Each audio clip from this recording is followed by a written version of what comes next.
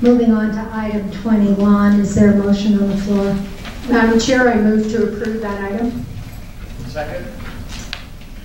I'd like to make this statement.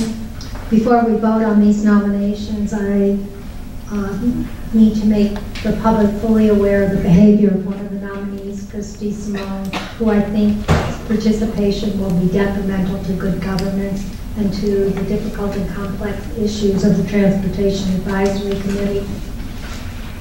At one of his radio show parties, he put on display toilet paper with my picture on it, with Supervisor Elias's and Valadez's picture on it, with Mr. Huckleberry's picture on it.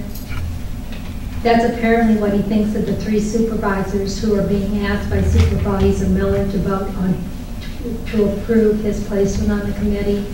He routinely makes baseless claims of corruption against me, Supervisor Elias, and Valadez. And while some might argue that being elected officials, we've signed up for this, DeSimone's attacks us with false accusations and attempted humiliation, and he just doesn't attack elected officials, and he attacks Mr. Huckleberry and county staff too.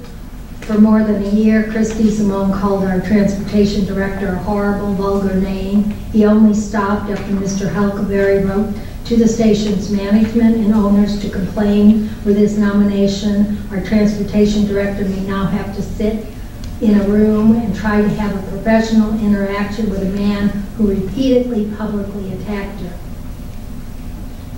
He has accused incredible public servants in our national award-winning Development Service Department of corruption and extortion without evidence. He's attacked staff at Pima Animal Care Center, at the Keno Stadium District, and in our economic development offices, as well as parks and recreation. He routinely makes up information about the county and disseminates it as facts to his listener.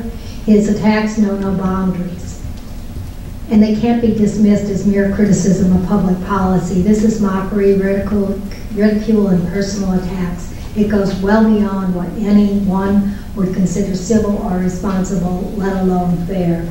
The Transportation Advisory Committee has been set up to be a broad-based community effort, bringing in representatives from all across the county to work together to solve difficult and expensive problems. Hundreds of people volunteer their time to serve on county advisory boards.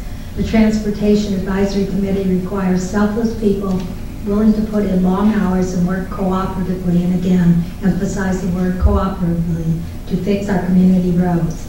Yet DeSimone has also accused, without evidence, other members of the Transportation Advisory Committee of corruption and crimes. Considering DeSimone's hatred and disgust for Pima County and just about everyone else in this community, I question whether his being placed on this committee to work cooperatively to solve a problem, or as an agent, or if he's acting as an agent of the court, serving Supervisor Miller's well-known Machiavellian scorched earth campaign to damage the county.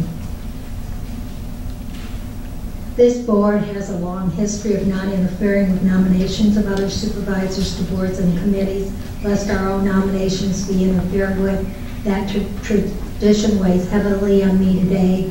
I may choose to support the tradition, but not the nominee of such an unqualified and disruptive person as DeSimone. I believe that needed to be said before we voted. Madam Chair, Supervisor Miller. I have never interfered with anyone's nominations here. I am a duly elected Board of Supervisor member, and if you vote this down, you are disenfranchising the voters of District 1. You're violating their civil rights. I was elected to represent them, and whether or not you like Chris DeSimone, there's some appointees on your committees, other appointees on this committee who make very disparaging remarks about me, and no one endured in this last campaign character assassination, lies, and as a matter of fact, you oversaw the kangaroo court where you all were going to send me to jail, and Ray Carroll and all of you were so lacking in civility.